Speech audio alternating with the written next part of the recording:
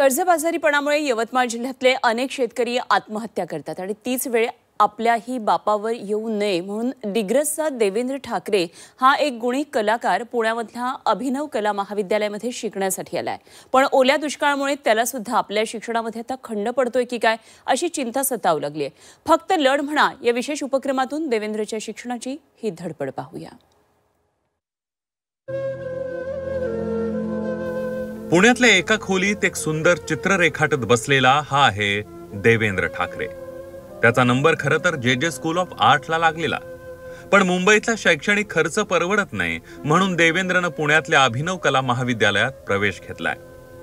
यवतमाळ जिल्ह्यातल्या दिग्रजमध्ये त्याची शेती आहे। शेतीतील मिळणाऱ्या उत्पन्नातून त्याला कुटुंबियांकडून शिक्षणासाठी पैसे येतात।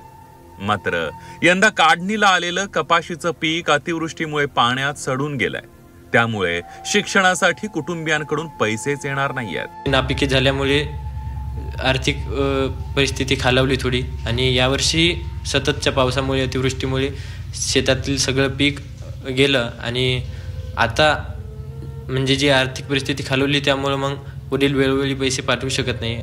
देवेंद्र ठाकरेचं शिक्षण थांबू नये यासाठी तुम्हीही त्याला थेट आर्थिक मदत करू शकता।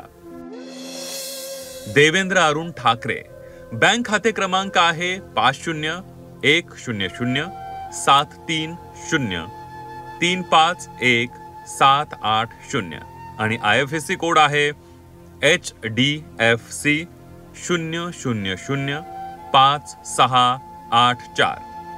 HDFC बँक शाखा डिग्रस आणि जीपे क्रमांक आहे 9373690465।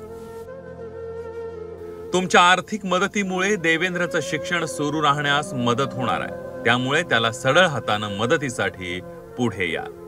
कॅमेरामन नितीन सांडभोरसह चंद्रकांत फुंदे, झी 24 तास, पुणे।